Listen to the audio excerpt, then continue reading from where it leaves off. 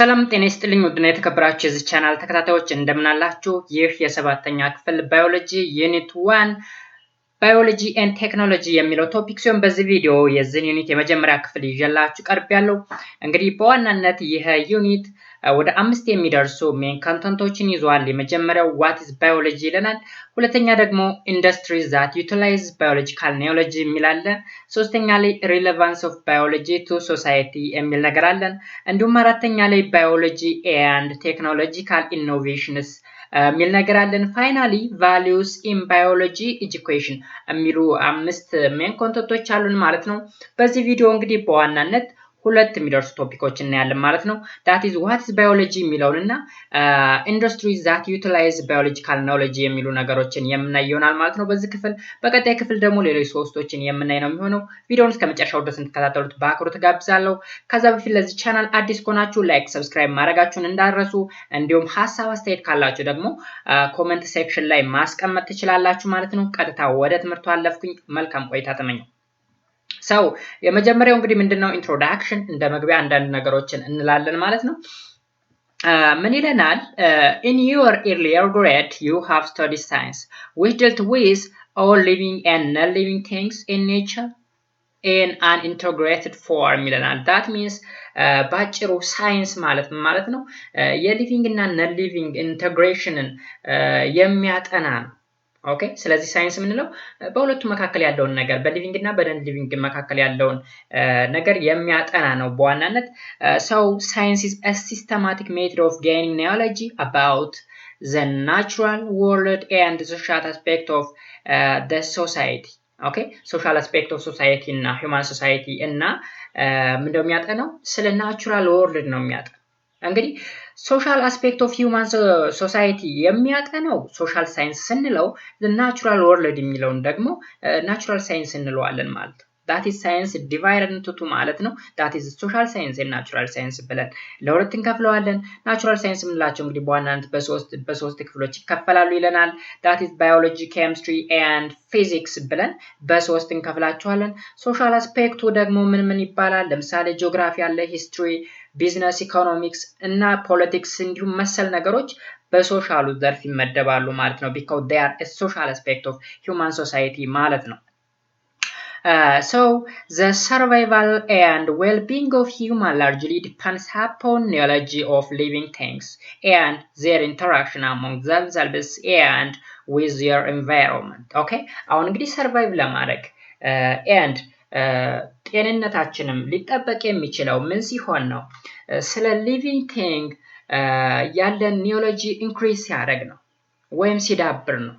እንዲሁም ከኤንቫይሮንመንት ጋር ያለን ኢንተራክሽን በጣም አሪፍ ሲሆን ነው። ኦኬ ሰው ከዛ ውጭ ግን እጅግ በጣም ከባድ ነው የሚሆነው። ለምሳሌ ያክል ስለ ማይክሮ ኦርጋኒዝም ኒዮሎጂ ከሌለን ኖሃው ከሌለን ምን ሊከሰት ይችላል ማለት ነው? ማይክሮ ኦርጋኒዝም በእኛ በሰዎች ላይ ሊያመጡብን የሚችሉ ችግሮችን ማወቅ አንችልም ማለት ነው። ለምሳሌ ቫይረስ ምን ሊያስከስትብን እንደሚችል ካላወቅ፣ ባክቴሪያ ምን ሊያመጣብን እንደሚችል ካላወቅ፣ ፈንገስ ምን ሊያመጣብን እንደሚችል ካላወቅ ዌልቢንጋችን ትንሽ ከበድ ይላል። ያ ማለት ጤንነታችን ጥሩ ላይመጣ ይችላል ማለት ነው። ስለዚህ ስለ ሊቪንግ ቲንግስ ያለን ኒዮሎጂ መጨመር መቻል አለበት ማለት ነው for survival and well-being of our health. okay ሌላው እንግዲህ ሳይንስ በሁለት ይከፈላል ብለናል። that is social science and natural science። እኛን የሚመለከት እንግዲህ በዋናነት ናቹራል ሳይንስ የምንለው ነው። ናቹራል ሳይንስ በዋናነት በሶስት ይከፈላል። that is physics, chemistry, biology የሚል ነገር አለን ማለት ነው። ኦኬ ሶ እዚህ ጋር ምን ይለናል? do biology and technology interrelate? ባዮሎጂ እና ቴክኖሎጂ ኢንተርሌት ያደርጋሉ። biology is a branch of science by which living things are studied. ኦኬ ሲምፕሊ እንግዲህ ባዮሎጂ የምንለው ሳይንስ ነው። ከየትኛው ሳይንስ ሊመደብ የሚችል? ከናቹራል ወይም ከተፈጥሮ ሳይንሱ ሊመደብ የሚችል የሳይንስ ክፍል ስለሆነ ስለምንድነው የሚያጠናው? ስለ ሊቪንግ ቲንግ ነው። ህይወት ስላለው አካል የሚያጠና ከሆነ which is called biology እንለዋለን ማለት ነው። on the other hand technology is a science or technique that develop machines, hardware or instrument used by human. ኦኬ እንግዲህ ቴክኖሎጂ ምንድነው? most of the time በዚህ እኛ በምንኖርበት ዘመን የቴክኖሎጂ ዘመን ነው ይባላል። ቴክኖሎጂ ማለት ነው ሲምፕሊ ማሽኖችን ዴቨሎፕ ሊያደርግ የሚችል የተለያዩ ሃርድዌሮችን ዴቨሎፕ ማድረግ መቻል ወይም ኢንስትሩመንቶችን ዴቨሎፕ ማድረግ መቻል የተለያዩ መሳሪያዎችን ወይም ቱሎችን ዴቨሎፕ ማድረግ ነው ባጭሩ ቴክኖሎጂ ማለት። ስለዚህ ባዮሎጂ እና ቴክኖሎጂ ደግሞ በጣም ነው ኢንተራክት የሚያደርጉት ማለት ነው። ኦኬ nowadays ብዙ ስራዎች የሚሰሩት using technology ነው ቴክኖሎጂን በመጠቀም ነው። ለምሳሌ እኔና እናንተ እየተገናኘን ያለነው በቴክኖሎጂ ነው። like that biology ከብዙ ቴክኖሎጂዎች ጋር ሪሌት ያደርጋል ማለት ነው። so biology helps the society in many different aspects like in medicine, agriculture, environment and population control. ኦኬ አሁን እንግዲህ ባዮሎጂ በጣም ብዛት ያለው ጠቀሜታ አለው ለሶሳይቲ። ለምሳሌ ስለ መድኃኒት ስናስብ ይሄ ባዮሎጂ ዕውቀት ነው መድኃኒት ላይ ያለው። አግሪካልቸር ላይ ስናይ የባዮሎጂ ዕውቀት ነው። ኤንቫይሮንመንት፣ ፖፑሌሽን ኮንትሮል እነዚህ ነገሮች ለማወቅ ምን ማወቅ አለብን? first we have to know first what biology የሚለውን ነገር ማወቅ መቻል አለብን ማለት ነው። for biology to effectively serve the society it requires materials and instruments from technological innovation. ኦኬ አሁን እዚህ ላይ እንግዲህ ባዮሎጂን ሞር ለማወቅ እና በተሻለ መልኩ ለመገንዘብ እንዲሁም ሶሳይቲውን ለመጥቀም ባዮሎጂ ምን መጠቀም መቻል አለበት? ኢኖቬሽኖችን መጠቀም መቻል አለበት ወይም ቴክኖሎጂን መጠቀም መቻል አለበት። የተለያዩ ኢንስትሩመንቶችን እና ቱሎችን መጠቀም አለበት እንበልና ስለ ማይክሮ ኦርጋኒዝም እውቅና ለመስጠት ወይም ሰዎች እንዲያውቁ ለማድረግ ምን መጠቀም አለብን? ለምሳሌ አንድ ኢንስትሩመንት ወይም አንድ ቴክኖሎጂካል ኢኖቬሽን ለምሳሌ ቀላል ማይክሮስኮፕን ሳንጠቀም ስለ ባክቴሪያ ልንዋር አንችልም። because ባክቴሪያ ባይናችን ልናየው ማንችለው ሊቪንግ ቲንግ ስለሆነ ማለት። ስለዚህ ለከ ማይክሮስኮፕን እንደ አንድ ኤግዛምፕል ጠቀስኩላችሁ እንጂ እጅግ በጣም ብዛት ያላቸው ቴክኖሎጂካል ኢኖቬሽን ለባዮሎጂ እጅግ በጣም አስፈላጊ ናቸው ማለት ነው። as a biology requires the knowledge of technological innovation, so does technology. That is, technology needs the understanding of living system for its further improvement and progress of techniques to a better serve of society. ምንድነው እንግዲህ ምን መሰላችሁ እዚህ ላይ በዋናነት ባዮሎጂ እንግዲህ ቴክኖሎጂካል ኢኖቬሽን ይፈልጋል። ያ ማለት ነው ባዮሎጂን በደንብ ለመረዳት በደንብ ለማወቅ ቴክኖሎጂካል ኢኖቬሽን that is simply ቴክኖሎጂ ማለት ነው። ቴክኖሎጂ እጅግ በጣም አስፈላጊ ነው። ያ ማለት የዛሬ 30 ዓመት የነበረን የባዮሎጂ ዕውቀትና አሁን ላይ ያለን የባዮሎጂ ዕውቀት እጅግ የተለያየ ነው። ምክንያቱም በዛ ዘመን ያን ያክል ቴክኖሎጂ አልነበረም። ኦኬ ስለዚህ ስለተለያዩ ሊቪንግ ቲንግ የማወቅ እድላችን የወረደ ነበር ማለት ነው። በታሁን ላይ እጅግ በጣም ረቂቅ የሚባሉ ቴክኖሎጂዎች በመመረታቸው ምክንያት የባዮሎጂ ዕውቀታችን ጨምሯል። in addition to that የተለያዩ ቴክኖሎጂዎች ደግሞ ሊቪንግ ሲስተሙን አንደርስታንድ እንዲያደርጉት በየጊዜው ምን መሆን አለባቸው? ኢምፕሩቭ መደረግ አለባቸው። ለምሳሌ ባዮሎጂ ላይ እጅግ በጣም አስፈላጊ የሆነን ማይክሮስኮፕን ጠቅሻለሁ። ማይክሮስኮፕ የዛሬ 30 ዓመት ወይም 40 ዓመት የምንጠቀመው ማይክሮስኮፕን አይደለም መጠቀም ያለብን። በየጊዜው አፕዴት ማድረግ መቻል አለብን። ኦኬ ያንን ቴክኖሎጂ ማሳደግ መቻል አለብን። እየረቀቀ መምጣት መቻል አለበት። ስለዚህ ቴክኖሎጂው ኢምፕሩቭመንት ያስፈልገዋል ማለት ነው። so in this unit you will start studying one branch of natural science which is known as biology. You will describe biology as a part of science. You will also identify branch of biology, its relationship with other science, its application and relevance of the society የሚል ነገር አለን ማለት ነው። ስለዚህ በዚህ ዩኒት የምናወራው በዋናነት እንግዲህ ከሶስቱ ናቹራል ሳይንሶች ስለ ባዮሎጂ ነው። ባዮሎጂን ዲፋይን እናደርጋለን እና የተለያዩ ብራንች ኦፍ ባዮሎጂን ምን እንደሆኑ እናውቃለን። እንዲሁም ከሌሎች ሳይንሶች ጋር ያለውን ሪሌሽን ወይም መስተጋብር የምናይበት ነው። እንዲሁም ባዮሎጂ ለሶሳይቲ ያለውን ጠቀሜታ የምናይበት ክፍል ነው ማለት ነው። እንግዲህ በዚህ ክፍል ሰው የመጀመሪያው ቶፒካችን ኢንትሮዳክሽን እንግዲህ ያልካል የመጀመሪያው ቶፒካችን what is biology የሚል ይሆናል ማለት ነው። ኦኬ so can you define biology? Biology is a study of living things. Biologists are people who study biology or about living things. እንግዲህ ባዮሎጂ በዋናነት ስለ ላይፍ ጋር የተገናኘ ነገር living thing የሚያጠና ወይም ህይወት ያለውን አካል የሚያጠና ሳይንስ which is called biology እንለዋለን። ሰዎቹን ደግሞ ምን እንላቸዋለን? biologist እንላቸዋለን ማለት ነው። ስለ living things የሚያጠኑ ሰዎች biologist ይባላሉ። Okay, so living things range from tiny organisms like bacteria to a very large organism such as whales, elephants or a big tree. እንግዲህ ከትንሿ ከባክቴሪያ ጀምረን እስከ ትልቅ ዛፍ ድረስ ምናልባት በእንስሳትም ዘርፍ ስንወስደው እስከ ኢሌፋንት ማለት እስከ ዝሆን በጣም ግዙፍ የሚባል እንስሳ ነው። እስከዛ ድረስ የምናጠነው ነገር ነው ማለት ነው ሊቪንግ ቲንግ የምንለው ማለት ነው። ስለዚህ እዚህ ላይ ዲዲ ነው የሚለው ላይ ምን አለን? living organisms ranges from the smallest bacteria to the biggest whale የሚል ነገር አለን ማለት ነው። እንግዲህ ከትንሿ ባክቴሪያ ይዞ እስከ whale የሚያጠና ነው እንግዲህ living organism የያዘ ማለት ነው። ከትንሿ ባክቴሪያ እስከ ትልቁ አሳ ነባሪ ወይም ሻርክ እስከምንለው ድረስ ማለት ነው። እጅግ በጣም ግዙፍ የሚባለው እንስሳ ነው። The smallest bacteria, which is a smallest organism, is less than 1 micron. 1 micron ማለት እንግዲህ 1 millionth 1 ሚሊዮንኛ ማለት ነው ያክል ዲያሜትር ያላት ነች። እንግዲህ the smallest bacteria ምንላት anyhow በባዮሎጂ ይሄንንም እጅግ በጣም smallest የሚባለውን ኦርጋኒዝም ያጠናል ማለት ነው። ኦኬ ሰው እዚህ ጋር ባዮሎጂ እንዴት ነው የመጣው የምን ወርድ ነው የሚለውን ደግሞ እናያለን። Biology comes from two Greek words, that is bios, which means life, and logos means study ማለት ነው። በአጭሩ the study of life ማለት ነው እንግዲህ biology. Okay, ሌላው ደግሞ branch of biology አለ። Can you list down branch of biology? Biology is the study, biology is the science that studies about various living organisms. A living organism could be one-celled bacteria or several-celled organisms such as animals or plants ሊሆን ይችላል ማለት ነው። እንግዲህ ባዮሎጂ ሳይንስ ነው የሚያጠናው ስለ ሊቪንግ ኦርጋኒዝም ነው ወይም ህይወት ስላላቸው አካላት ነው የሚያጠናው። ሊቪንግ ኦርጋኒዝም እንግዲህ ሲንግል ሴልድ ወይም አንድ ሴል ካለው ባክቴሪያ ይዞ እስከ several celled እስከሆነው ፕላንት and animals ሊያጠና ይችላል ማለት ነው። Although there are many branches of biology, each focuses on different aspects of living thing. The three main branches are, that is zoology, which studies about animal, botany, which studies about plant, and microbiology, which studies about microorganisms. በዋናነት እንግዲህ ሶስቱ branch of biology የሚባሉት zoology, botany እና microbiology ስለ አኒማል ስለ ፕላንት እንዲሁም ስለ ማይክሮ ኦርጋኒዝም የሚያጠኑ የባዮሎጂ ክፍሎች ናቸው ማለት ነው።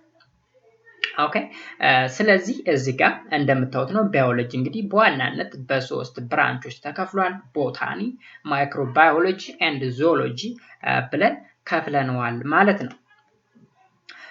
ስለዚህ ሌሎች ብዛት ያላቸው የባዮሎጂ ዲሲፕሊኖች አሉ ወይም ብራንቾች አሉ። ለምሳሌ ቦታኒ፣ ሳይቶሎጂ፣ ኢኮሎጂ፣ ኢቮሉሽን፣ ጄኔቲክስ፣ ማይክሮባዮሎጂ፣ ፊዚዮሎጂ፣ ታክሶኖሚ፣ ዞሎጂ የሚሉ ነገሮች አሉ። እነዚህ እጅግ በጣም ወሳኝ የሚባሉ የባዮሎጂ ብራንቾች ናቸው። ለምሳሌ ቦታኒ ስለምን የሚያጠና ስለ ፕላንት የሚያጠና የባዮሎጂ ክፍል ነው። ኦኬ the scientific study of plants ይለዋል። ሳይቶሎጂ ደግሞ ስለ ሴል የሚያጠና ነው። ኢኮሎጂ ደግሞ the study of the relationship between organisms and their environment. ኦኬ ስነ ምህዳር የምንለው ባጭሩ ስለ ሊቪንግ and non living thing ወይም ስለ ኢንቫይሮንመንቱ ስለ ናቹራል ኢንቫይሮንመንቱ ጋር አሁን ሊቪንግ ኦርጋኒዝም የሚባሉት ከናቹራል ኦርጋኒዝሞች ጋር ያለውን ከናቹራል ኢንቫይሮንመንቱ ጋር ያለውን ሪሌሽን የሚያጠና ሳይንስ which is called ecology ይባላል። ኢቮሉሽን ደግሞ the study of the origin and gradual change of organisms in time. ይህ ደግሞ ስለ ዝግመተ ለውጥ የሚያወራ ለምሳሌ የሰው ልጅ እንዴት እንደመጣ የሚያወራበት ዘርፍ አለው። ለምሳሌ ከዝንጀሮ መሰል ነው ጦጣ መሰል ነው እሱ አይነት study which is called evolution እንለዋለን ማለት ነው። ጄኔቲክስ የምንለው ደግሞ the study of hereditary and identity ስለ ዘር የሚያጠና ሳይንስ which is called genetics እንለዋለን። ማይክሮባዮሎጂ ላይ እንደጠቀስነው ስለ ማይክሮ ኦርጋኒዝምስ የሚያጠና ወይም ማይክሮስኮፒክ ስለሆኑ ኦርጋኒዝሞች የሚያጠና የባዮሎጂ ክፍል ነው ማለት ነው። ሌላው ደግሞ ፊዚዮሎጂ የምንለው ደግሞ the biological study of the function of living organisms and their parts. Okay, physiology የምንለው እንግዲህ ስለ living organism and their parts የሚያወራ physiology የምንለው okay biological የሆነ study ነው that means የባዮሎጂ ክፍል ነው ሊል ሲፈልግ ነው biological study የሚለው okay ሌላው ደግሞ taxonomy ደግሞ the science of identification classification and naming of organism ባጭሩ ሊቪንግ ኦርጋኒዝሞችን መከፋፈል ለምሳሌ ይሄ ከአኒማል ይመደባል ይሄ ከፕላንት ይመደባል ከማይክሮ ኦርጋኒዝም እያል ምደባ የምንሰጥበት የባዮሎጂ ክፍል ወይም ሳይንስ ነው which is called taxonomy የምንለው ማለት ነው ዞሎጂ የምንለው ደግሞ ስለ አኒማልስ የሚያጠና ሳይንስ ነው ማለት ነው እንግዲህ የባዮሎጂ ሳም ብራንቾች የሚባሉት እነዚህ ይመስላሉ ማለት ነው ሌላው ደግሞ the relationship of biology with other science ምንላቸው አሉ ለምሳሌ ፊዚክስ ሊሆን ይችላል ማትማቲክስ ሊሆን ይችላል ኬሚስትሪ ጂኦግራፊ ከነዚህ ጋር ባዮሎጂ ሪሌሽን ይፈጥራል ስለዚህ what are the relation biology requires knowledge from other field of science to understand about process of living things thus overlaps in the study area of biology and other sciences resulted in the interdisciplinary studies. The body of living things is composed of a chemical substance. Understanding a reaction in living organisms and their physical activity needs knowledge of chemistry and physics. Okay? አሁን እንግዲህ ለምሳሌ living organism ላይ ያለን reaction ለማወቅ ምን ያስፈልገናል? የኬሚስትሪ እና የባዮሎጂ የፊዚክስ እውቀት ሊያስፈልገን ይችላል በዋናነት እንግዲህ የኬሚስትሪ ስለ ሪአክሽን የሚያወራ እንግዲህ ኬሚስትሪ ስለሆነ በሊቪንግ ኦርጋኒዝም ላይ ያለው እያንዳንዱን ሪአክሽን ለማወቅ ምን ያስፈልገናል የኬሚስትሪ እውቀት ያስፈልገናል ማለት ነው the overlap of biology with chemistry ለምሳሌ ምን ይባላል ባዮኬሚስትሪ እንለዋለን ማለት ነው ሌሎችም እንደዛ አይነት ሪሌሽን ይፈጥራሉ ማለት ነው ባጭሩ ባዮሎጂ ብቻውን ሊቆም አይችልም ምክንያቱም ስለ ሊቪንግ ኦርጋኒዝም ሲያወራ ሊቪንግ ኦርጋኒዝም የራሳቸው የሆነ ሞሽን አላቸው ስለ ሞሽን ተወራ ማለት ስለ ፊዚክስ ተወራ ማለት ነው ኬሚካል ሪአክሽን ይወራል ስለዚህ ኬሚካል ሪአክሽን በሊቪንግ ኦርጋኒዝሞች አወራን ማለት የኬሚስትሪ እውቀት ያስፈልገናል ማለት ነው ኦኬ አሁንም እንዴት እንደሚራቡ በምን ያክል ሬት ሊራቡ ይችላሉ በዚህ ያህል ፐርሰንት ወይም አረባባቸው ለምሳሌ ባክቴሪያ እንዴት ይራባል ካልን የባክቴሪያም እርቢ ለማብዛት የማትማቲክስ እውቀት ሊያስፈልገን ይገባል እንዲሁም ጂኦግራፊው ላይ ደግሞ ስናይ ለምሳሌ ኢኮሎጂ ላይ ብንሄድ ወይም ምን ልበላችሁ በስነ ምህዳሩ ዘርፍ በሊቪንግ ኦርጋኒዝም ከነ ሊቪንግ ኦርጋኒዝም ጋር ያለውን መስተጋብር ስናወራ ጂኦግራፊው እዚህ ውስጥ ጣልቃ ይገባል ማለት ነው ስለዚህ ባዮሎጂ ከብዙ ሳይንሶች ጋር ሪሌት እንደሚያደርግ ማወቅ መቻል አለብን ማለት ነው እዚህ ላይ ኤክሰርሳይዝ አለ እስኪ እንስራው choose the best answer for each of the following የመጀመሪያው the word biology is derived from a two Latin words which is bios and logos b two English words bios and logos c two Greek words bios and logos d two Greek words bios and log okay ዋናነት c ነው የሚሆነው ግሪክ ወርድ ነው bios and logos የሚል ነገር ነው bio ማለት ላይፍ ነው ሎጎስ ማለት ስታዲ መሆኑን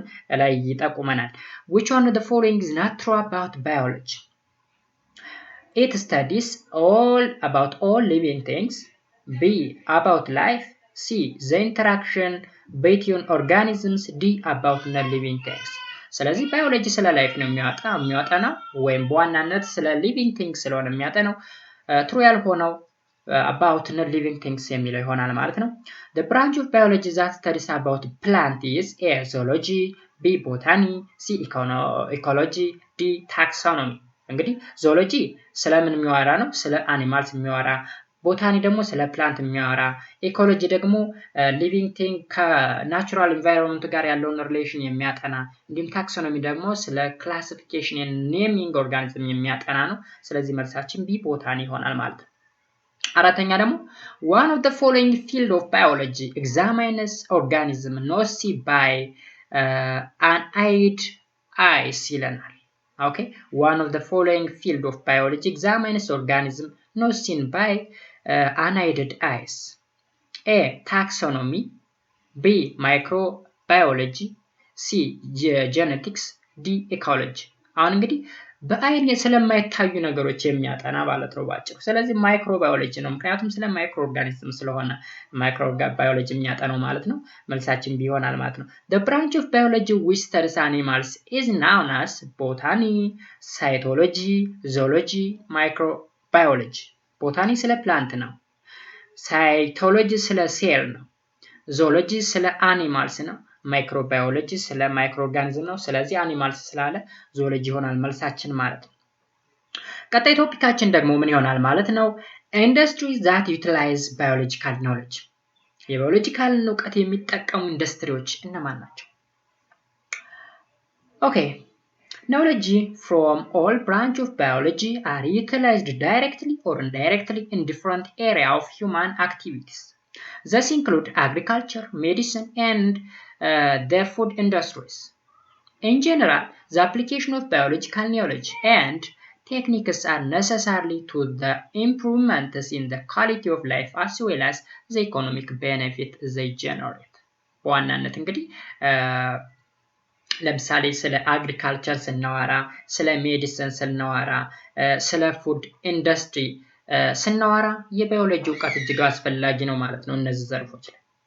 ኦኬ so ምን ይለናል? in the application of biological knowledge and technique are necessary to improve the quality and as the quality of life as well as the economic benefit they generate. ስለዚህ የባዮሎጂ ዕውቀት ባለን ቁጥር ወይም በጨመረ ቁጥር ባዮሎጂካል የሆነ ዕውቀታችን በጨመረ ቁጥር ስለ ላይፍ ያለን ግንዛቤ፣ ስለ ላይፍ ኳሊቲ፣ ስለ ኢኮኖሚክ ቤኔፊት ኦኬ የተሻለ ነገር ይገኛል ማለት ነው ወይም እናገኛለን ማለት ነው ባጭሩ። ለምሳሌ የሚጀምረው አግሪካልቸር አለ። አግሪካልቸር ያ ማለት ምንድነው? ኢንዱስትሪስ that utilize biological knowledge የሚለን ለምሳሌ አግሪካልቸሩ ዘርፍ ባዮሎጂን ይጠቀማል ግድ ነው። ስለዚህ የመጀመሪያው ምንድነው? አግሪካልቸር ነው። Agriculture is one of the human activities to which biological knowledge and skill are very essential. Okay? Agriculture practices include cultivation of soil, growing and harvesting crop, breeding and raising livestock, forests, etc. ተመልከቱ እንግዲህ በዋናነት አሁን ሶይልን እንዴት መንከባከብ እንዳለብን፣ ፕላንትን እንዴት ማሳደግ እንዳለብን፣ እንዴትስ መሰብሰብ እንደምንችል ክሮፑን ማለት ነው፣ እንዲሁም እንዴት ማዳቀል እንደምንችል ኦኬ።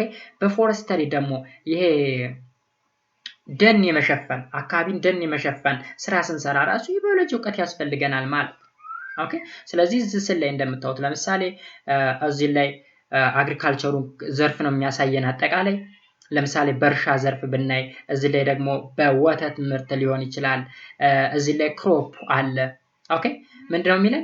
different agricultural activities ይላል። ለምሳሌ A spraying pesticides to crop plantation። አሁን ለምሳሌ ፔስቲሳይድ ማለት ጸረ አረም ይሆን አረሞችን ለማጥፋት ለምሳሌ ጸረ አረም መድኃኒትን ለመርጨት ስንጠቀም ያሳያል እዚህ ጋር። ስለዚህ የባዮሎጂ ኖሃው ያስፈልጋል ማለት ነው። ቢ ላይ ደግሞ ምንድነው የሚለን? ክሮፕ ፕላንቴሽን ይለናል። የምታዩት ክሮፕ ነው። እንደዚህ አይነት ምርት ለማግኘት የባዮሎጂ ዕውቀት ያስፈልጋል። ሲ ላይ ደግሞ ዴሪ ካው ኤንድ ዴሪ ካው ማለት እንግዲህ ምክንያቱም በዋናነት አግሪካልቸር የምንለው ስለ ሰብል ብቻ ሳይሆን ስለ አኒማልሶችም ጭምር ስለሆነ ዲ ላይ ደግሞ ምን ይለናል? plowing with ox የሚል ነገር አለ። ስለዚህ ስናርስም እንዲሁም ለተለያዩ የወተት ምርት ለሆኑ ለምሳሌ ስለ ላሞች፣ ስለ ክሮፕ እንዲሁም ስለ ፔስቲሳይድ ባዮሎጂ እጅግ በጣም ከፍተኛ የሆነ አስተዋጽኦ ያደርጋል ማለት ነው። ሌላው plants require different factors for their growth. This includes temperature, inorganic nutrient, water, light and air. አሁን እንግዲህ የሆነ ፕላንት ለማደግ የተለያዩ ነገሮች ያስፈልጉታል። ለምሳሌ ኢንኦርጋኒክ የሆኑ ኒውትሪየንቶች ፖታሺየም ሊያስፈልገው ይችላል፣ ናይትሮጅን ሊያስፈልገው ይችላል። ኤንፒኬ የሚባል በዋናነት ኤንፒኬ ናይትሮጅን፣ ፖታሺየም እና ካልሲየም የሚባሉ ኢንኦርጋኒክ የሆኑ ኒውትሪየንቶች አሉ። ያ ማለት ለምሳሌ በማዳበሪያነት አዘር ዩሪያ ሊሆን ይችላል ኦር ዳፕ የሚባል ማዳበሪያ አለ በዛ ዘርፍ የሚሰጣል ማለት ነው ኢንኦርጋኒክ ኒውትሪየንት የሚባሉ ስለዚህ እነሱ ኒውትሪየንቶች ለፕላንቱ ለመስጠት ባዮሎጂካል ኒውሮሎጂ እጅግ በጣም አስፈላጊ ነው ማለት ነው ሌላው ቴምፕሬቸር ለፕላንት እጅግ በጣም አስፈላጊ ነው ምን ያህል ቴምፕሬቸር ያስፈልገዋል የሚለውን ነገር ዋተር ላይት አየር የመሳሰሉ ነገሮች ለፕላንት እጅግ በጣም አስፈላጊ ናቸው ማለት ነው plants obtain substances such as inorganic nutrients and water from the soil therefore biological knowledge is essential to understand the role of the nutrient in plant growth ይለናል ማለት okay soil plays a major role in determining the kinds of plant that grow on it biologists study growing require of crops analyze soil composition and design ways of increasing productivity እንግዲህ የፕላንት ፕሮዳክቲቪቲ ለመጨመር የሶይሉን ታይፕ ማወቅ አለብን በዋናነት ሶይል ውስጥ ምን ሊኖር ይገባል የሚለውን ነገር ማወቅ መቻል አለብን ማለት ነው ይሄን ለማወቅ ደግሞ ባዮሎጂካል ኒውሮሎጂ ያስፈልገናል ማለት ነው ለምሳሌ ሶይሉ በእነዚህ በኢንኦርጋኒክ ኒውትሪየንቶች ሰፊሽንት መሆን መቻል አለበት በዋናነት ኤንፒኬ የሚባል ማለት ነው በዋናነት ኬሚስትሪ ላይ ነው ይሄ ተርም ያለ ኤን ማለት ናይትሮጅን ነው ፒ ፎስፈረስ ነው ኬ ፖታሲየም የሚባሉ ኤሌመንቶች መኖራቸውን ማወቅ መቻል አለብን እዛ አካባቢ ላይ ያለው ቴምፕሬቸር ለሆነ ክሮፕ ወይም ለሆነ ፕላንት ይመቻል አይመችም የሚለውን ነገር ማወቅ አለብን ዋተር አማውንቱስ እዛ አካባቢ ያለው የውሃ ኮንተንቱን ማወቅ መቻል አለብን ማለት ነው እነዚህ ስናውቅን ስናውቅ ነው ፕሮዳክቲቪታችንን ኢንክሪዝ ልናደርግ የምንችለው ማለት ነው so biological knowledge is used to increase the productivity of crops in many ways agricultural industries use agrochemicals like fertilizer herbicides or simply weed killer ማለት ነው and pesticides to increase productivity አሁን in addition to soil water and temperature ከዛ በተጨማሪ ደግሞ ስለ fertilizer herbicide pesticide ኦኬ አሁን እንግዲህ ማዳበሪያ የምንለው ያረም መድኃኒት የምንለው ወይም ጸረ ተባይ የሚባል አለ ለምሳሌ ፕላንታችን ወይም ክሮፓችን ሊበሉብን የሚችሉ የተለያዩ ኢንሴክቶች አሉ እነሱን ለማጥፋት የምንጠቀምባቸው የተለያዩ መድኃኒቶች አሉ ስለነዚህ መድኃኒቶች እና ስለ ፈርቲላይዘሩ ለማወቅ የባዮሎጂ ዕውቀት አስፈላጊ ነው እነዚህ ማቴሪያሎች ወይም እነዚህን ኬሚካሎች ካወቅ ፕሮዳክቲቪታችን ምን ይላል ኢንክሪዝ ያደርጋል ማለት ነው ባጭሩ እነዚህ ምን ይባላሉ አግሮኬሚካልስ ይባላል agrochemicals fertilizer herbicide pesticide ምንላቸው ማለት ነው ፕሮዳክቲቪታችንን ኢንክሪዝ ለማድረግ ነው የሚያገለግሉት see different types of agrochemicals in figure 1.5 ይለናል እናያለን biological knowledge is utilized for the preparation and use of light quantity and qualities of agrochemicals ይለናል ማለት ነው ባጭሩ እንግዲህ ባዮሎጂካዊ የሆነ ዕውቀት ለፕላንትም ሆነ ለአኒማልስ እድገት እጅግ በጣም አስፈላጊ እንደሆነ ያስገነዝበናል ማለት ነው ፈርቲላይዘር ማለት ምን ማለት ነው a chemical or natural substances added to the soil to increase fertility ወይም simply soil fertility increase ለማድረግ የሚረዳ agrochemical which is called fertilizer እንለዋለን pesticide substances used to destroying insects or other pests of plants or animals እነዚህ ደግሞ በዋናነት ኢንሴክት ምንላቸው ነገሮች ናቸው ፕላንታችንን ሊያጠፉብን የሚችሉ ፕላንቱን ብቻ አይደለም አኒማልስም ሊሆን ይችላል አኒማልስም ሊያጠቁ የሚችሉ ትናንሽ ኢንሴክቶች አሉ ማለት ነው ወይም ኦርጋኒዝሞች አሉ ማለት ነው እነሱን ለማጥፋት የምንጠቀምበት መድኃኒት which is called pesticide እንለዋለን herbicide ምንለው ደግሞ a chemical substance used to destroy unwanted vegetation or weeds from farming site ለምሳሌ ሰብላችን ጋራ ለምሳሌ ስንዴ ሊሆን ይችላል ጤፍ ሊሆን ይችላል እዛ ጋር አብሮ የሚበቅሉ አላስፈላጊ ሌሎች ቬጂቴሽኖች አሉ ወይም ሲምፕሊ ዊድስ እንላቸዋለን አረም እንላቸው እነሱን ለማጥፋት የምንጠቀምበት አግሮኬሚካል ነው herbicide የምንለው ማለት ነው so crop rotation consists of the growing of different crops in succession on the same land For instance, a farmer can possibly rotate corn, bean, teff in succession. The rotation of crops helps to reduce the effect of pests and keep the soil fertility. Moreover, it increases the yield. አሁን እንግዲህ ሰክሴሽን የምንለው ወይም ክሮፒንግ ሰክሴሽን የምንለው ምን ማለት ነው? አንድ ገበሬ እህል ሲዘራ ወይም ሰብል እንትን ሲል ምን ያደርጋል? በሆነ አመት ባቄላ ዘርቶ ከሆነ በቀጣይ አመት በቆሎ ሊዘራ ይችላል፣ ቀጣይ ጤፍ ሊዘራ ይችላል። ኦኬ ይሄም እንለዋለን ክሮፕ ሰክሴሽን እንለዋለን ወይም ክሮፕ ሮቴሽን ማለት ነው። ክሮፕ ሮቴሽን እንለዋለን። ለምሳሌ ዘንድሮ ባቄላ ዘርቶ ከሆነ በሚቀጥለው አመት ባቄላ ከዛም ቀጥሎ ባቄላ የሚዘራ ከሆነ አንደኛ ኢፌክቲቭ የሆነ ይልድ ወይም ምርት አያገኝም፣ ፕሮዳክቲቪቲ ይቀንሳል። ኦኬ ሁለተኛ ነገር ሶይል ፈርቲሊቲው ይቀንሳል። ስለዚህ ምን ያደርጋል? አንድ ገበሬ ዘንድሮ ጤፍ ዘርቶ ከሆነ ቀጣይ ባቄላ ወይም ሌላ ሰብል ነው የሚዘራው ማለት ነው። ስለዚህ እንለዋለን ክሮፕ ሮቴሽን እንለዋለን። ይህ ክሮፕ ሮቴሽን እንዲኖር ደግሞ ባዮሎጂካል የሆነ እውቀት ያስፈልገናል ማለት ነው። Poor agricultural practices like overgrazing, burning of the vegetation cover, over fertilizing, and vertical plowing of steep land reduce soil fertility. So, protecting the top surface of the soil from effects such as erosion is very important in agriculture. Okay, አሁን ምንድነው እዚህ ጋር የሚለው በዋናነት በግብርና ስራ ውስጥ ያ ማለት በእርሻ ስራ ውስጥ ሊሆን ይችላል ኦቨርግራይዚንግ አለ፣ ከመጠን በላይ መሬትን ማስጋጥ ሊሆን ይችላል በእንስሳቶች ወይም አንዳንድ ቬጂቴሽኖችን ማቃጠል ሊሆን ይችላል ወይም በርን ማድረግ ሊሆን ይችላል። እንዲሁም ፈርቲላይዘር ከልክ በላይ ማብዛት ወይም ቁልቁል ማረስ ለምሳሌ እንዲሸረሸር ያደርገዋል። አፈሩ እንዲሸረሸር ቁልቁል የሚያርስ ከሆነ የሆነ ገበሬ ምን ይሆናል? አፈሩ ይሸረሸራል። ስለዚህ እነዚህ ነገሮች በአጭሩ ምንን ይቀንሳሉ? ሶይል ፈርቲሊቲን ይቀንሳሉ ማለት ነው።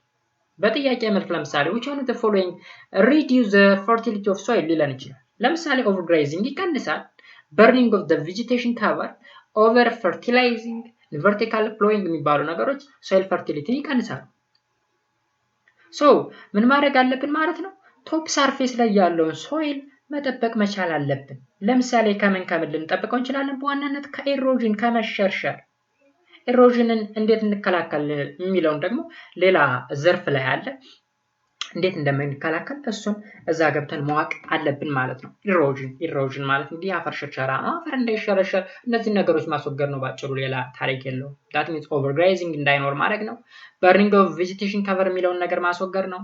over fertilization fertilizing የሚለውን ነገር ማስወገድ ነው። እንዲሁ vertical plowingን ተተን አግድም ማረስ መቻል አለብን ማለት ነው። ይሄንን ምን አረ ከሆነ ኢሮዥን መከላከል እንችላለን። እንግዲህ አግሪካልቸር አጠቃላይ ይሄን ይመስላል ማለት ነው ከባዮሎጂ ጋር ያለው ሪሌሽን።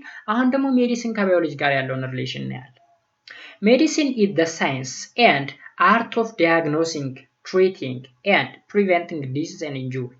በዋናነት ሜዲሲን እንግዲህ ሳይንስ ነው። ስለምንድን ነው የሚዋራው? በዋናነት ስለ በሽታን ስለመከላከል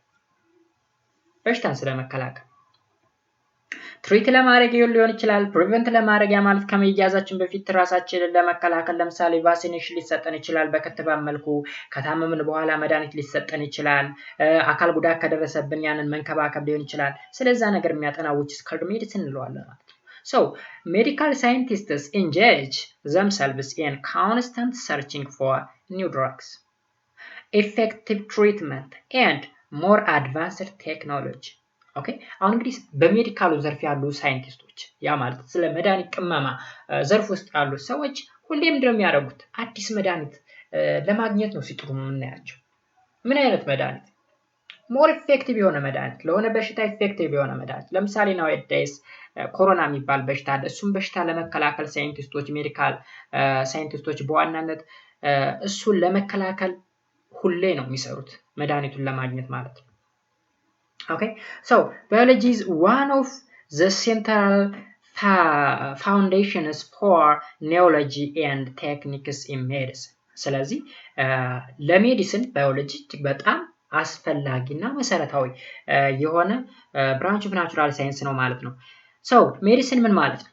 Medicine from the Latin word which is medicus ማለት ነው, which means physician ማለት ነው ባጭሩ physician። ሜዲሲን ማለት ፊዚሺያን ማለት ነው። biological knowledge and skill are found to be important to analyze the effect of drugs of human body.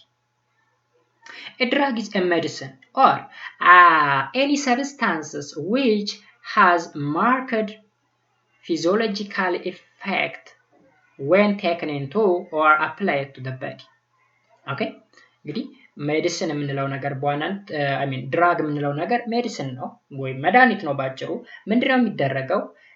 ይህን መድኃኒት ከወሰድነው በኋላ ወይም ሰውነታችን ላይ አፕላይ ካደረግነው በኋላ ለያዘን በሽታ ኪዩር ሊሆን የሚችል ወይም ሊፈውስ የሚችል ያንን የያዘንን በሽታ ሊያስወግድልን የሚችል ድራግ እንለዋለን። ለምሳሌ ባክቴሪያዎች ሰውነታችን ውስጥ ቢኖሩና ያጠቁን ቢሆን እነሱን ባክቴሪያዎች ለማጥፋት ምን እናደርጋለን? ያን ድራግ እንወስደዋለን። ያን ድራግ ካጠፋነው በኋላ እነዛን ባክቴሪያዎችን ኦር ሌላ ወርም ሊሆን ይችላል፣ ትላትሎችም ሊሆኑ ይችላሉ። እነሱን ነገር ሊያጠፋልን የሚችል ከሆነ which is called drug እንለዋለን። ድራግ ባጭሩ ሜዲሲን። አንቲባዮቲክስ ግሪክ ተርም ነው። አንቲ means against ማለት ነው። bios means life ማለት ነው። antibiotics እንግዲህ ከሁለት የግሪክ ወርድ የመጣ ነው ባጭሩ አንቲ and bios ከሚለው ማለት ነው። are chemicals or simply chemical compounds used to kill or inhibit the growth of bacteria. አሁን አንቲባዮቲክስ የምንላቸው እንግዲህ ጸረ ባክቴሪያ የሆነ መድኃኒት ነው ባጭሩ። ጸረ ባክቴሪያ ማለት ሰውነታችን ውስጥ ያለው ባክቴሪያ እኛን እየጎዳን ስለሆነ እሱን ለማጥፋት የምንጠቀምበት መድኃኒት which is called antibiotics እንለዋለን ማለት ነው። All antibiotics share the property of selective toxicity. They are more toxic to an invading organism than to the animal or human host. Thus drugs are used to fight disease. Okay, እነዚህ ድራጎች በዋናነት አንቲባዮቲክስ የምንላቸው ነገር selective toxicity የሚባል ነገር አላቸው። ያ ማለት መርጠው ነው የሚያጠቁት እነዚህ በእንትኖች መድኃኒቶች። ለምሳሌ እኛ ሆስቶች አለን ወይም በሽታውን የተቀበልን አካላት አለን፣ ባክቴሪያዎች ደግሞ አብረውን አሉ። ስለዚህ ባክቴሪያውን ብቻ መርጦ የሚያጠቃ ከሆነ ምን እንለዋለን? selective toxicity እንለዋለን ማለት ነው። ምንድነው የሚያደርገው? በሽታን ነው ፋይት የሚያደርገው ማለት ነው። ይሄ አንቲባዮቲክስ የምንለው ማለት ነው። drugs drug abuse is a pattern of using a substance that leads to significant problem or distress.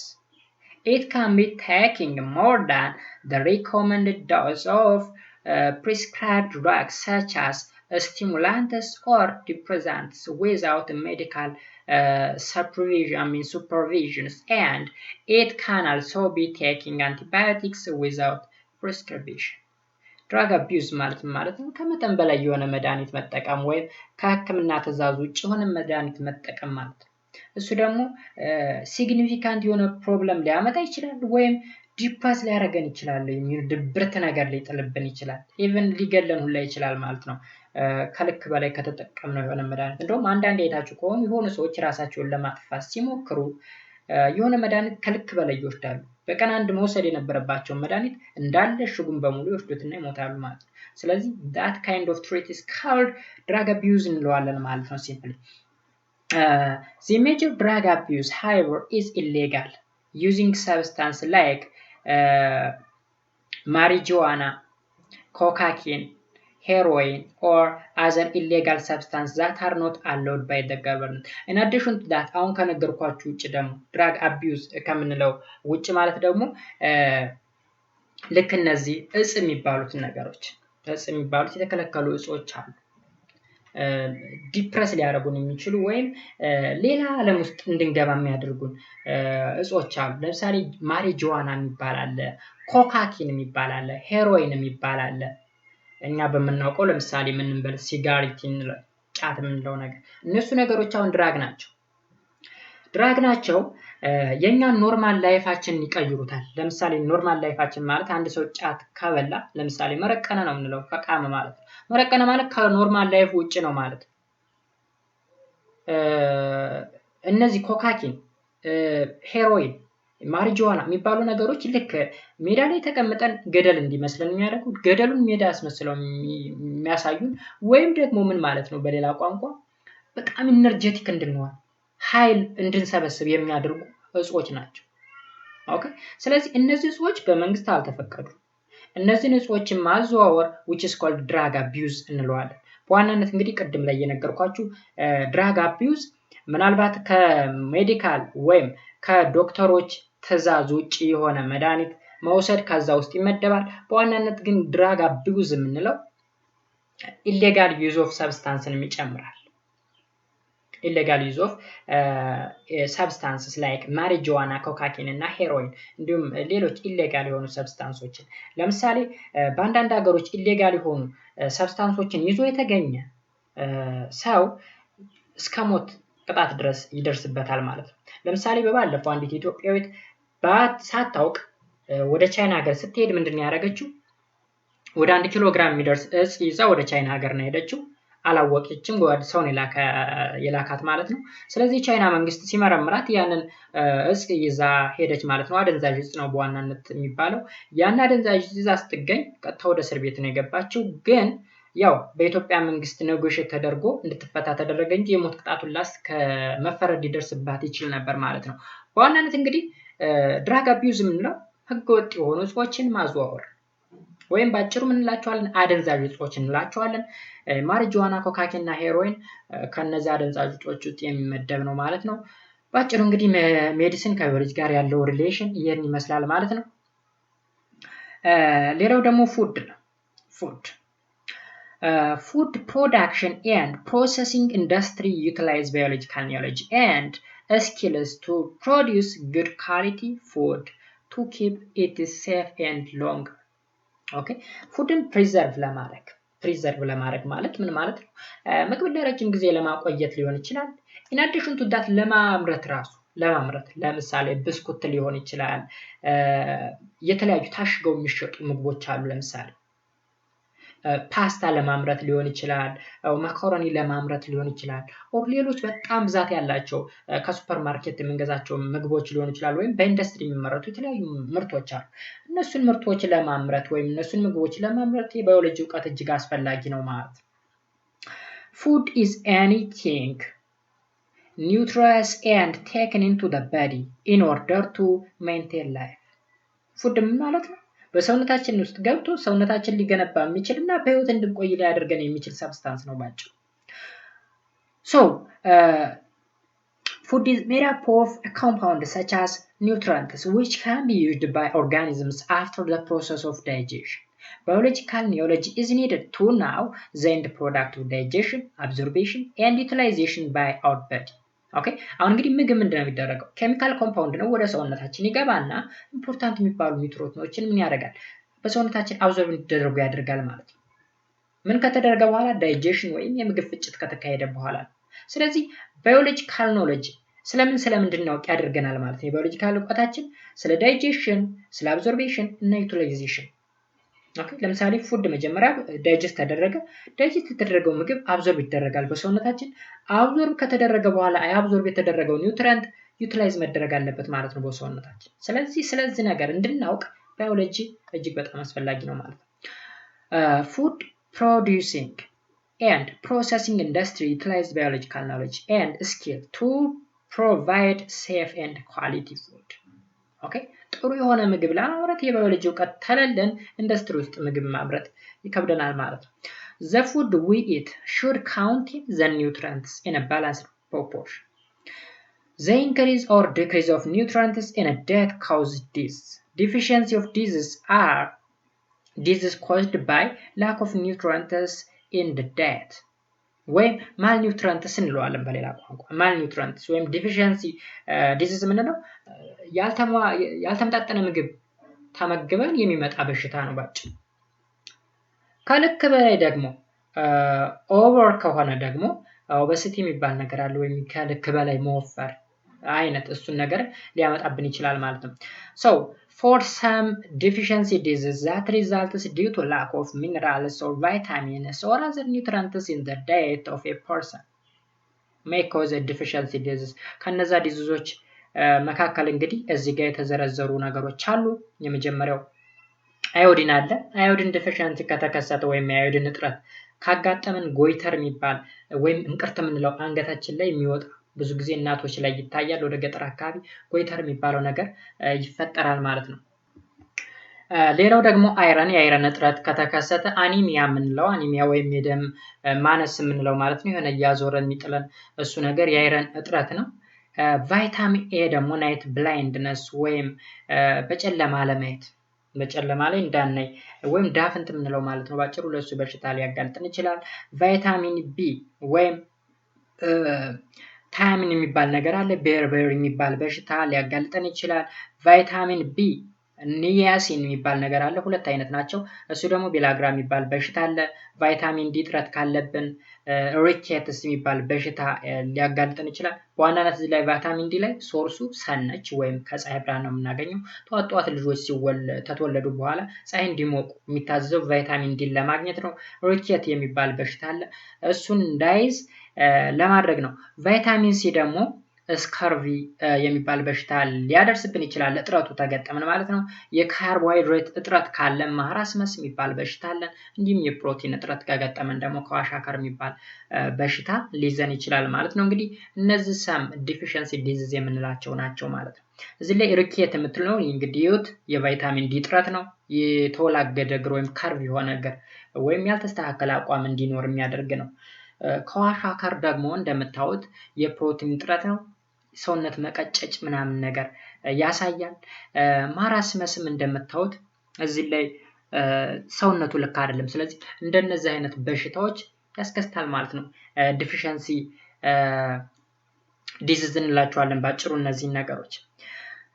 አግሮኬሚካልስ is a general name given to those chemicals used commonly during agricultural practices and thus include fertilizers and pesticides ወይም herbicide የሚባልም አለ። እነዚህ ነገሮች ይጨምራል አግሮኬሚካልስ የምንለው ወይም በአግሪካልቸር ዘርፍ የምንጠቀማቸው ኬሚካሎች ማለት ናቸው። These chemicals have been used for long to increase productivity in agriculture. However, most of the chemicals used remain as a residue on plants and can cause health problems when consumed by people. Furthermore, when plants with chemicals residue are consumed by other animals and when the animals are eaten by the people, okay, the concentration of chemical increase several times and cause more serious health disease or problem ሊከሰት ይችላል ማለት ነው። እንግዲህ ምን ማለት ነው? እንግዲህ ፔስቲሳይዶች አሉ ወይም አግሮኬሚካሎች አሉ። እነዚህ ነገሮች በአግሪካልቸር ዘርፍ የምንጠቀማቸው ናቸው። በዋናነት ለምሳሌ ፕላንታችን ወይም ክሮፓችን ለማሳደግ ወይም ጥሩ ምርት ለማግኘት የምንጠቀመው ነገር ነው ማለት ነው። አሁን እነዚህ ኬሚካሎች ውጋጃቸው በአኒማልሶች ሊበሉ ይችላሉ ማለት ነው። ስለዚህ እነዚህን ደግሞ አኒማልሶችን እኛ ሰዎች ስንበላቸው ፉድ ቼን ይባላል ባጭሩ መበላላት። ፕላንቶችን አኒማልሶች ሊበሉ ይችላሉ፣ አኒማልሶችን ደግሞ እኛ ልንበላ እንችላለን። ስለዚህ ምን ሊሆን ይችላል ማለት ነው? በሽታ ሊይዘን ይችላል ማለት ነው። እነዚህን ኬሚካል የተመገቡ አኒማልሶችን ስንመገብ ማለት ነው። ስለዚህ የባዮሎጂ እውቀት አስፈላጊ ነው ማለት ነው። ይሄን በጥንቃቄ እንድንይዘው። ሌላው ደግሞ selective breeding የሚባል ነገር አለ። selective breeding is a practice of control mating in plants and animals. It is done to produce organisms that better serve human needs. It is a technique by which offsprings are made to have superior quality. ለምሳሌ high yield ሊሆን ይችላል፣ disease resistance ሊሆን ይችላል፣ drought tolerant ሊሆን ይችላል to that found in either parent ይለናል። ባጭሩ select ብሪዲንግ ማለት ማዳቀል ማለት ነው። የምናዳቅለው የተለያዩ ዘር ያላቸውን ለምሳሌ ፕላንቶች ሊሆን ይችላሉ።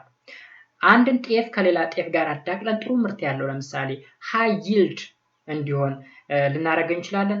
ወይም ዲዚዝ ሬዚስታንስ ወይም ድሮውትን መቆጣጠር የሚችል ፕላንት ልናመርት እንችላለን። እንዲሁም ወደ አኒማል ስንወስደው ደግሞ አኒማልሶችን ስናዳቅል የወተት ምርቱ ከፍተኛ የሆነ አኒማልስ ልናዳቅል እንችላለን ወይም ክሬት ልናደርግ እንችላለን። ፕሮዲዩስ ልናደርግ እንችላለን። ወይም የስጋ ምርቱ ከፍተኛ የሆነ ሳይዙ እንዲጨምር ማድረግ። ኦኬ፣ እነሱን ለማድረግ ሴሌክቲቭ ብሪዲንግ የሚባል ነገር አለ ማለት ነው። እሱም የባዮሎጂ እውቀት ይጠይቃል። ስለዚህ ባዮሎጂ በእነዚህ ዘርፎች በዋናነት በአግሪካልቸር፣ በሜዲሲን እንዲሁም አሁን በሴሌክቲቭ ብሪዲንግ ዘርፍ እጅግ በጣም አስተዋጽኦ ያደርጋል ማለት ነው። እዚህ ላይ ኤክሰርሳይዝ አለን። የመጀመሪያው ምንድነው የሚለን one of the following aspect of agriculture does not need biological knowledge ለምሳሌ A ምን ይላል studying requires for plant growth B prevention of soil C the use of tractor D the use of manure ማለት ነው ፍግ ማለት ነው ፍግ ማለት የናቹራል የሆነ ፈርቲላይዘር ማለት ነው እዚህ ላይ ሶይሉን ፕሪቨንት ለማድረግ እዚህ ላይ the study of required for plant growth ስለዚህ ትራክተር the use of tractor እንዴት እንደምንጠቀመው ባዮሎጂ ሳይሆን ይሄ ሌላ ተርም ነው ሌላ ኢንጂነሪንግ የሆነ ተርም ነው ማለት ነው ትራክተር ስለዚህ ሲ መልሳችን ይሆናል ማለት ነው antibiotics are drugs used to reduce pain avoid infection cure disease prevent disease ስለዚህ እዚህ ጋር አንቲባዮቲክስን የምንጠቀመው avoid ኢንፌክሽኖችን ለማስወገድ እንጠቀማለን ማለት ነው አንቲባዮቲክስን ሶስተኛ drug abuse is the use of drug to fight disease drug to reduce pain drug without the order of doctors drug with the order of doctors እንግዲህ drug abuse ማለት ከዶክተሮች እውቅና ውጪ የሆነ ወይም ትዕዛዝ ውጪ የሆነ መድኃኒት አጠቃቀም ነው ኢሌጋል የሆኑ መድኃኒቶችን መጠቀምን ይጨምራል ለምሳሌ ማሪጁዋና ሄሮይን ኮካኪን የመሰሉ አደንዛዥ እጾችን መጠቀምን ይጨምራል እነዚህ ነገሮች በዶክተሮች አይመከሩም ወይም አንዳንዴ ደግሞ የሆነ ያልታዘዘው መድኃኒት በከፍተኛ ሁኔታ መጠቀም ሊሆን ይችላል ወይም ዶክተር ያላዘዘውን ነገር መጠቀም ማለት ነው ባጭሩ ሶ ሲ መልሳችን ይሆናል ማለት ነው አራተኛ deficiency diseases are caused by lack of agrochemical in food lack of balanced diet lack of drugs A and B ይለናል A and B ስለዚህ መልሳችን ምንድነው ዲፊሸንሲ ማለት የምግብ እጥረት በሽታ የሚመጣ ነው ከምግብ ማነስ ወይም ያልተመጣጠነ ምግብ ከመብላት ወይም ከመውሰድ የሚመጣ በሽታ ነው which is lack of balanced diet እንለዋለን ማለት ነው መጨረሻ ደግሞ biology is useful in food industry to improve quality of food safety of food preserving of food ይለናል እንዲሁም all of the above የሚላለ መልሱ ሁሉንም ነው ማለት ነው እነዚህ ሶስቱን ሁላ ለማድረግ ባዮሎጂ በፉድ ኢንደስትሪ ውስጥ ጠቀሜታ አለው ማለት ነው የዛሬው ክላስ እንግዲህ ይሄን ይመስል ነበር ክቡራን የዚህ ቻናል ተከታታዮች እስካሁን ድረስ አብራችሁ ስለነበራችሁ እጅግ አድርጌ አመሰግናለሁ ለቻናሉ አዲስ ከሆናችሁ አሁንም ላይክ ሰብስክራይብ ማድረጋችሁን እንዳትረሱ እንዲሁም ሐሳብ አስተያየት ካላችሁ ደግሞ ኮሜንት ሴክሽን ላይ ብታስቀምጡት ይደርሰኛል በሌላ ቪዲዮ በሌላ ክፍል እስከምንገናኝ ድረስ መልካም ጊዜ ተመኘው ቻው